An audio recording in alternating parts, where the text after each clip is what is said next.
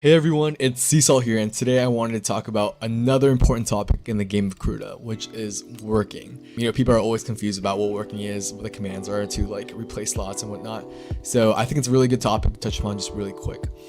Now, before we get started, please consider leaving a like down below and subscribing to my channel if you enjoy this type of content. It really helps me make more content going forward for Karuta. And join my Discord server. The link is down in the description below. We're a small but growing little community. We're doing daily giveaways. We're currently in the midst of our 1K server member events and stuff. So I'd love for you guys to join, make yourselves at home, chat with everyone here and chat with me, and just have a great time in my server. Alright, now let's just begin. I'm going to assume that you're a new player with probably zero foundation or knowledge of how clans or working or bits operates at all. Now the purpose of the working mechanic is to get bits, and that's it. That's the entire premise of the mechanic. You work your characters, and depending on how much effort the characters put into working, you get a certain amount of bits. Now, what are bits used for? Bits have a wide variety of different applications in Karuta. They are most often used to craft bit frames, which can be applied to a card of your choice to visually enhance it, as well as to increase the card's effort. You can find a list of bit frames available to be crafted by typing in the command kframeshop, or KFS for short, and then you can choose a frame you want to buy. So these first two are gem frames. Let's say you want to buy the brass frame, right? You type in the command kbuy brass frame, and it'll show you the cost. And each bit frame in the game costs the same amount of bits, so it's always going to be 2,500 of one type of bit, and then 2,500 of another type of bit. But the bit type used is different for each frame. For example, crafting the brass frame here, it takes 2,500 copper and 2,500 zinc. But if we were to craft like a cherry blossom frame, right? The bit cost for this frame is woods and flour. So it kind of goes with the theme of the frame or not. Copper for the brass, flour for the cherry blossom, and stuff like that. In addition, bits are also used to morph cards. Now, morphing is a bit confusing at face value. I'll be making a video on morphs at another time because of how specific and in-depth it can really be, the mechanic. So the premise is this, right? You can spend 250 bits, any type of bits. It can be ice, it can be essence, it can be salt, whatnot, and it just changes how the card looks. It could flip the image, it can make it black and white, it could change the outer layers of the card, and all that. So it can change it pink, blue, whatever. And I always get the same question, right? Does the type of bit matter in terms of how it morphs a card? And the answer is no. You'll get the same morph if you use the ice bit versus the wood bit versus a stone bit or whatnot. The command to morph is this right here. K morph the card code and then whatever bit you want to use. So yeah, clay or wood or whatever. And it'll take you to this command and you definitely just keep morphing.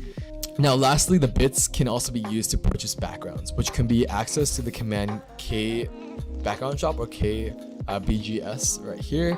You can go through the window shops and just see which ones require bits and purchase them there. Yeah, most of them require dust, but some require bits. Yeah, this one, 8,000 of each bit. So you can purchase these in the background shop here.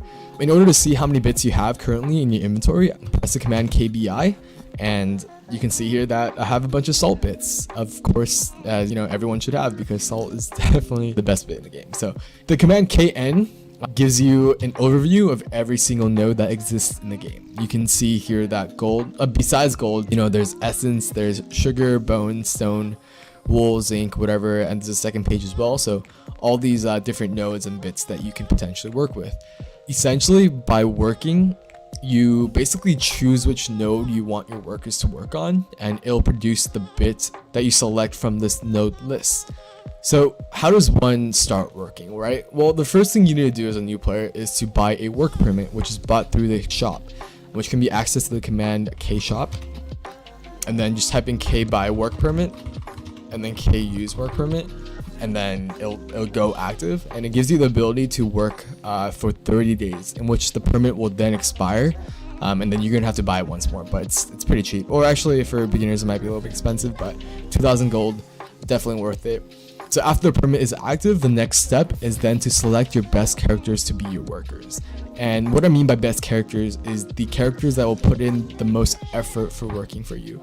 You can only select 5 workers to work for you at a time, so choose properly. The way you do that is you can organize your collection to see who has the highest effort with the command kco equal to :f, which is k collection order by effort. Here you're going to find your top 5 cards with the highest effort at this time. Now some of your cards may be injured, which I'll touch upon in notes in a second here, but these are your highest efforts right now. You just want to assign the highest effort cards to each of your job slots. So what is a job slot? You can type in Kjb to pull up your job board here. You can see here that I've got a couple cards that I want to replace, right? Like my Santa Claus in slot B is 20 effort, which is definitely a lot lower than 451. Slot A, Franz is 5 effort. So there's stuff I have to replace out. Now let's explain this board a little bit more in depth. The user here is me, that's me. This contribution number is the sum of all the efforts of all 5 cards assigned to the 5 slots. You can assign 1 card to each of the 5 slots, A, B, C, D, and E respectively. And right here, the card name as well as effort is listed, followed by whether or not the card is healthy or injured. And you just add them all up. So 449 plus 443 plus all this is 1,321. Now, how do you replace these slots with cards, right? How do you assign your cards in the slots? Simply just type KJW followed by the slot code. So slot A, replacing Franz here, and then the card code, right? So let's pull in Norman here because he's my highest worker at the moment. So definitely gonna do that. Slot A has been assigned to Norman. We're gonna replace Santa Claus here with Denki's already here, Karma's already here, so Kaguya. There we go, and then we're gonna place your Miki here because she's only 396 with Runa. So I'm gonna do that real quick, KJWC, and then replace her with the card code. Now that you have all your characters in place, we have a full board with your highest characters. You type in KJB again, bam, 2217, which is a lot higher than what it was earlier. The next thing you want to do is to assign a node to each of these workers. Again, type KN to see all the nodes available. And you can see all the nodes as well as a couple other points of information here. Now, most of these have to do with like the clan mechanic, which I won't touch upon too much in this video or else it'll be way too long. All you need to know is that as a gist, a clan shogun or leader can capture a node and set a tax rate on that node for people that work on it, and they have to pay that tax. So generally, you want to choose a node with the least amount of tax, right? So here, it'd either be essence or sugar. They're both taxed at 1%. So you can just choose either one of them. If you want sugar more for a frame or essence more for a frame or whatnot, just choose that. And well, one thing to note is that I don't usually select gold. So gold is kind of a node, not really. No one can capture it, but it's always here for you, available to work, and the tax is always at 50%. But to be honest, it's pretty much always more worth it just to get the bits and then sell those bits to tickets and then convert the tickets into gold. Because usually in the economy, 1 gold is equal to 1 bit, and the gold tax is always at 50%. So you're always going to get more, gold in total if you just work in the essence and sell that for that. So in this case, let's select sugar. Let's do sugar. Yeah, okay, so now that you selected your node, the command to set your job slots to the node is KJN, and then all the slots you want to assign, so A, B, C, D, E, to assign all of them, and then the node name, so sugar right here. You can set like different slots for different bits. Like you don't have to work all of the characters in 1 bit. So you can like assign A, B, C to sugar and then D and E to essence, but I wouldn't really recommend working on any node besides the one that is least tax because it just doesn't make sense, right? Like I have 2,000 contribution here. If I were to work on leaf, like 30% of 2,000 is like 600 versus like a 1% tax would be 20. So you're missing out on 580 bits if you work on leaf. The only real exception for that is if you really need like the leaf bit for a certain frame or whatever, but generally would just choose the node with the lowest tax, right? So after you set your job slots to that node, it's time to work. Typing in the command Kwork sets your characters to work.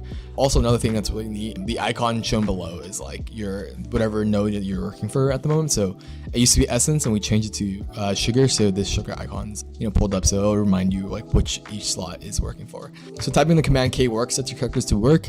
You can see in this window that the tax taken away is 23, right? So contribution earlier was 2217, and then 1% of that is 23. So this is how many bits you will get, and it gets automatically added to your inventory.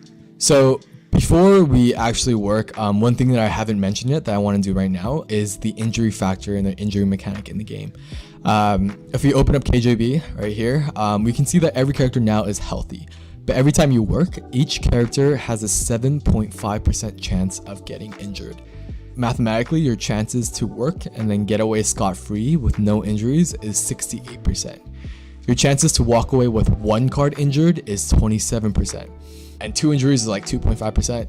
I've only gotten 2 injuries max. I've never seen anyone get like more than 4 or 5. I think one person I've seen gotten 3, and that's like a 0.4%. So if anyone's ever gotten 4 or 5 characters injured in one work, definitely let me know, and I'll pay you off, man. That's really unlucky. But yeah, you can organize and see which characters in your inventory are injured by typing in K collection injury is equal true KCIT. You can see here that like my Haku is injured, my Ken and Maki are also injured as well. So once injured, your character's effort, it decreases substantially, and it doesn't recover its full effort for a random amount of days. So let me pull this Haku up as an example. She used to be like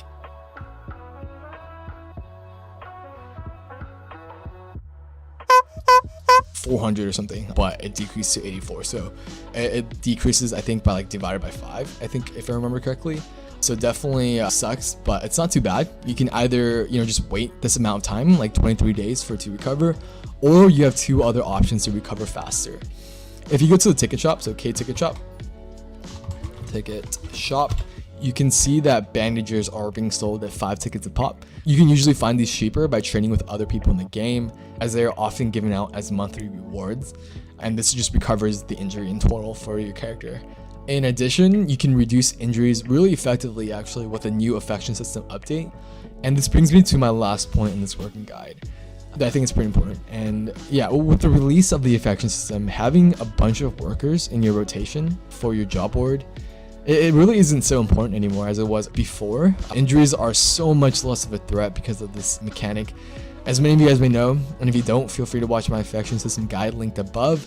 But once you're friendly with your character card, like above 20 AR, and let me try to pull up a window here. So once this is above 20 AR, which you can get in like a day, you can spend 10 AP to reduce work injury by 5 days. So let's say your card is injured for like 23 days, you just takes 50 AP or 40 AP, whatever, to heal it back to normal.